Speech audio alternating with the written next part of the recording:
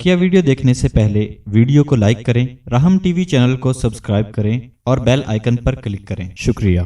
पहला सेगमेंट जो है सोबत बौलिया के तहत आज हम बात करेंगे रमज़ान मुबारक के बारे में।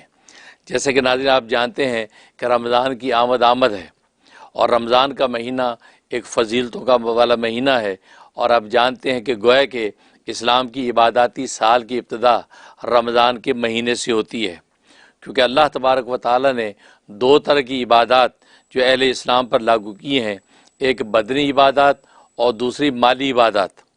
चुनांचे बाज़ इबादत बदनी हैं, जैसे नमाज है, ये बदनी इबादत है। इसी तरीके से रोज़ा है, ये बदनी इबादत है। इसी तरीके से ज़कात ये माली इबादत है और हज जो है बदनी और माली दोनों का मजमुआ है। तो गोया कि ये इबादत अल्लाह तबारक व तआला ने हम पर फ़र्ज़ किए हैं।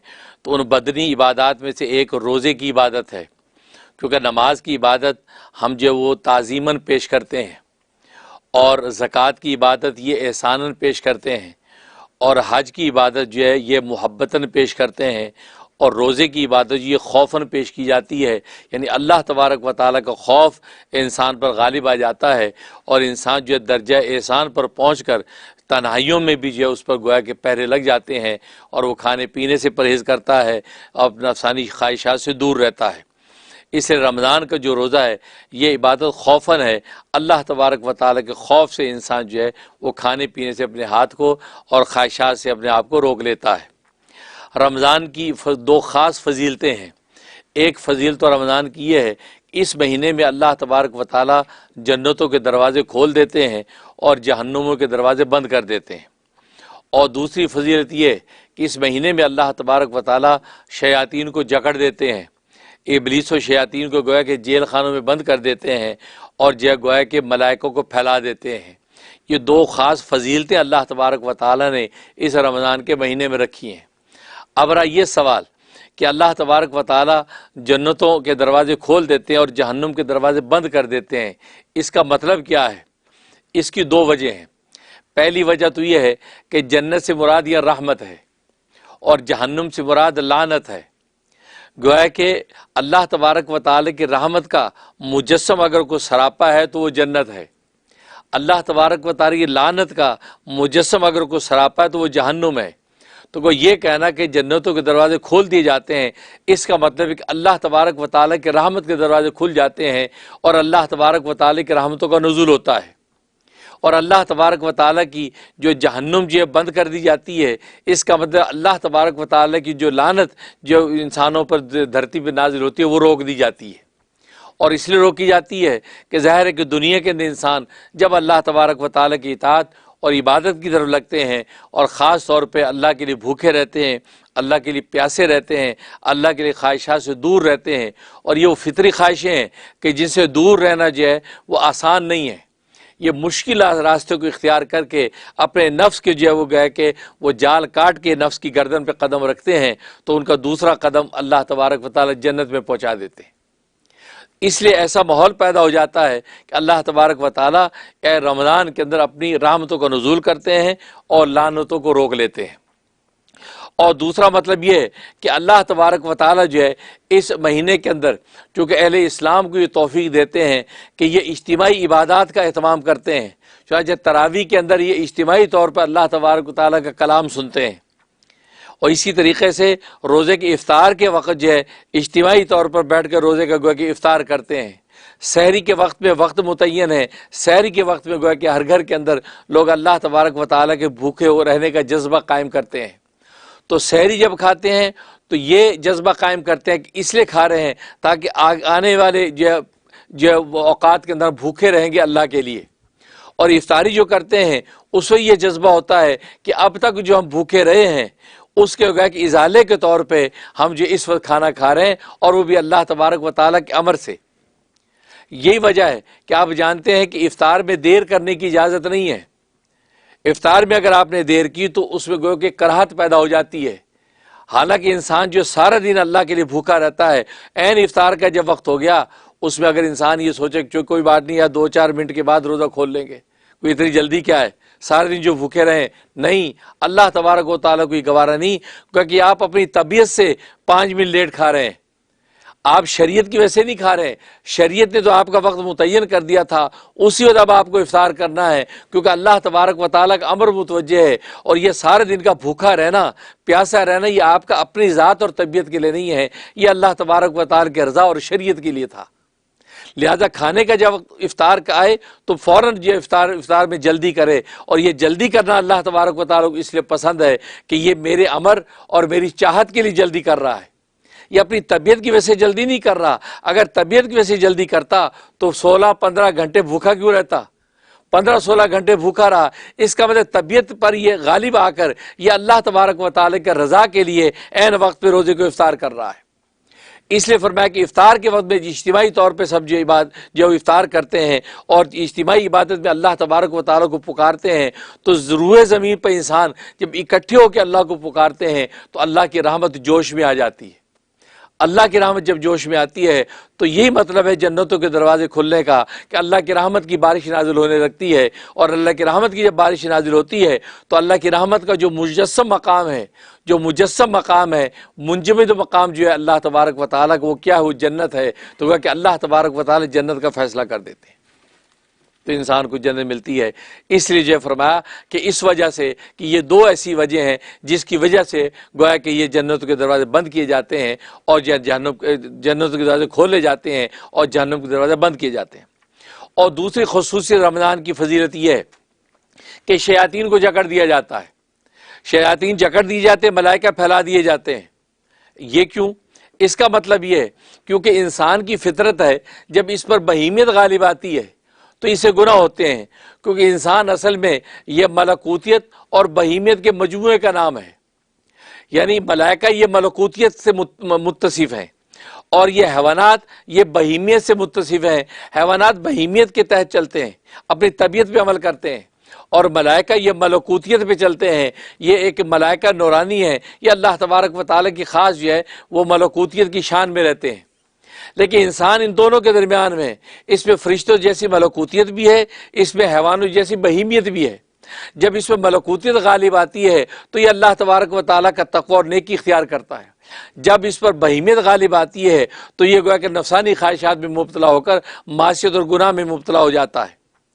اب اس رمضان کے مہینے میں شیاطین جکڑ دینے کا مطلب یہ ہے کہ انسان جب اللہ کے لیے بھوکے رہتے ہیں، اللہ کے لیے پیاسے رہتے ہیں، اللہ کے لیے خواہشات سے دور رہتے ہیں، تو نتیجہ یہ کہ شیطان جو بہیمیت کی وجہ سے ان کو گناہوں میں مبتلا کرتا تھا، وہ بہیمیت ان کی مغلوب ہو جاتی ہے، ان کی نفس کشی ہو جاتی ہے۔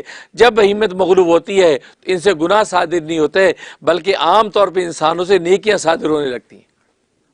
گویا کہ رمضان کے مہینے میں گویا کہ غافل سے غافل انسان بھی اللہ تبارک و تعالیٰ کی یاد میں اور اللہ تبارک و تعالیٰ کی عبادت میں لگ جاتا ہے۔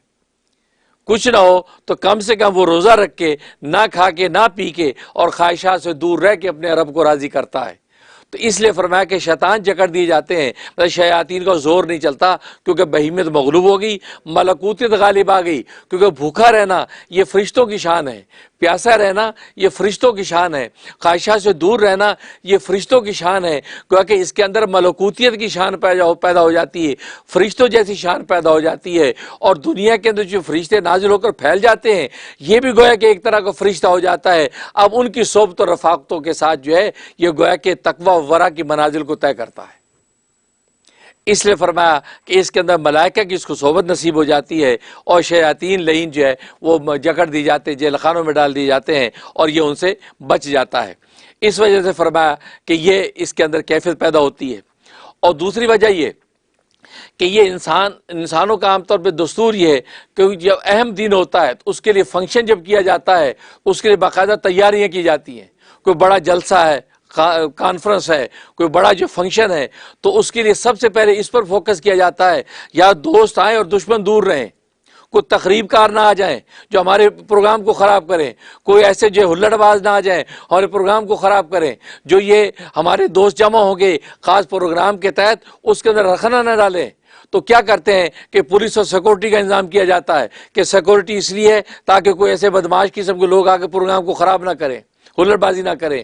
تو بالکل اسی طریقے سے اللہ تبارک و تعالیٰ کے نزدیک رمضان کا مہینہ سب سے اہم مہینہ ہے، کیونکہ یہ امت کا مہینہ ہے اور امت کی بخشش کے فیصلے صبح شام کیے جاتے ہیں، تو اللہ تبارک و تعالی نہیں چاہتے کہ شیاطین اور ابلیس کو اگر کھلی چھٹی دے دی تو ان کی صفوں میں گھس گھس کے ان کے اس فنکشن کو خراب کر دیں گے، ان کی مغفرت کے جو ان کی جو پروانے جاری ہونے ہیں ان کو جو لینے سے ان کو خراب کریں گے۔ لہذا اللہ تبارک و تعالیٰ فرشتوں کی سیکورٹی نازل کر دیتے ہیں، فرشتوں کو جیل خانوں اور شیاطین کو جیل خانوں میں ڈال دیتے ہیں، اور فرشتے اہل ایمان کو گھیر لیتے ہیں، اور اہل ایمان جو ہے جم کر اللہ تبارک و تعالیٰ سے مناجات کرتے ہیں، آہ فریاد کرتے ہیں، ذکر و عبادت کرتے ہیں، یہاں تک کہ اللہ تبارک و تعالیٰ سے اس کی رضا کا پروانہ جاری کروا لیتے ہیں۔ تو جو ایجنڈا ہوتا ہے اس ایجنڈے کے اندر کسی قسم کا خلل پیدا نہ ہو، اس لیے اللہ تبارک و تعالی شیاطین کو جکڑ دیتے ہیں اور ملائکوں کو گویا کہ ایک طرح کی سیکورٹی کے لیے وہ کھول دیتے ہیں تاکہ اہل ایمان جو ہے وہ اللہ تبارک و تعالی کی عبادت میں آزاد رہیں اور گناہ اور معاصی سے بچیں۔ تو اس لیے تو چونکہ دستور یہی ہے تو اللہ تبارک و تعالی نے انسانوں کی دنیا کے اندر رمضان میں بھی یہ انتظامات رکھے، گویا کہ جنت کے دروازے کھول دیے، جہنم کے بند کر دیے، شیاطین کو جکڑ دیا اور فرشتوں کو پھیلا دیا تاکہ جو منافع اس رمضان سے حاصل کرنے مطلوب تھے ان منافع کو اچھے طریقے سے حاصل کر سکے، اور یہ نہ کہیں کہ ہم محروم رہے، ہمیں پتہ نہیں چلا، شیطان نے یہ کروا دیا۔ جیسے 11 مہینے کے عرصے میں ہم یہ کہہ دیا جی یہ شیطان نے کرا دیا، شیطان نے غافل کر دیا، لیکن اللہ تبارک و تعالیٰ 1 مہینے میں شیاطین کو بھی بند کر دے کہ آپ کو یہ عذر بھی آپ کا ختم کر دیا کہ یار شیطان نے کرا دیا۔ تو یہ اللہ تبارک و تعالیٰ کی سنت اور رحمتیں ہیں جو اس مہینے کے اندر نازل ہوتی ہیں، اور ظاہر رمضان کے مہینے کی آمد ہے، اس لیے ابھی سے مراقبہ کریں اور ارادہ قوی رکھیں کہ یا اللہ یہ جو مہینہ برکت و رحمت والا آ رہا ہے، ہم اس قدر آپ کی عبادت اور اس قدر یہ مناجات اور دعا و اذکار کریں کہ دنیا میں ہی ہمارے لیے جنت کا فیصلہ ہو جائے۔ تبھی تو حدیث میں آتا ہے کہ ہلاک ہو گیا وہ شخص جس کو رمضان کا مہینہ ملا اور اس کی مغفرت نہیں ہو سکی۔ اس کا مطلب یہ اس مہینے میں اللہ تبارک و تعالی بخشش کے عام فیصلے کرتے ہیں، چھوٹے چھوٹے بہانوں پر اللہ بخش دیتے ہیں۔ تو رمضان کے اس مہینے میں اس نے اگر بخشش نہیں کروائی تو پھر اب کوئی ایسا مہینہ نہیں ہے جس میں یہ بخشش کروا سکتا ہے، لہذا اس شخص کے لیے ہلاکت کسی کا کوئی فیصلہ نہیں ہے۔ اس رمضان کا مہینہ بہت اہم ہے۔ اللہ سے دعا ہے کہ اللہ تبارک و تعالی ہمیں رمضان مبارک کی پوری برکتیں اور رحمتیں لوٹنے کی توفیق عطا فرمائے اور ہمیں ہمت عطا فرمائے، ہم اس کی ذکر و عبادات، قرآن کریم کی تلاوت، اور جیسے کہ حدیث میں آتا ہے کہ اس مہینے کے اندر 4 چیزوں کا اہتمام کریں۔ ایک تو کثرت سے کلمے کا ورد کریں، لا الہ الا اللہ محمد رسول اللہ، کثرت سے کلمے کا ورد کریں۔ دوسرا فرمایا کثرت سے استغفار کریں، استغفر اللہ استغفر اللہ ہر وقت پڑھیں۔ اور دوسرا فرمایا، تیسرا فرمایا 2 دعائیں کریں، جنت کو مانگیں کہ اللہم انی اسألک الجنہ، اے اللہ میں جنت کا سوال کرتا ہوں، مجھے جنت عطا فرما۔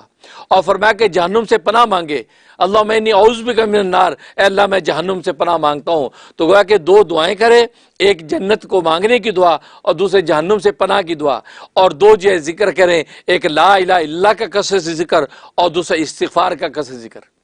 استغفار کے اندر آپ استغفر اللہ بھی کہیں، یہ بھی استغفار میں شامل ہے، لہذا صبح شام چلتے پھرتے استغفر اللہ روزے کی حالت میں کہتے رہیں۔ اور یہ بھی ہے کہ پورا استغفار پڑھیں، استغفر اللہ الذی لا الہ الا هو الحی القیوم واتوب الیہ، یہ بھی پڑھ سکتے ہیں، یا استغفر اللہ ربی من کل ذنب واتوب الیہ، یہ بھی پڑھ سکتے ہیں۔ تو نبی کریم صلی اللہ علیہ وسلم نے ان 4 چیزوں کا خاص طور پہ تاکید فرمائی کہ رمضان کے مہینے میں ان 4 چیزوں کی کثرت کرو تو آپ کو اس رمضان کے پورے منافع حاصل ہو جائیں گے۔ اللہ سے دعا ہے کہ اللہ تبارک و تعالی عمل کرنے کی توفیق عطا فرمائے، آمین یا رب العالمین۔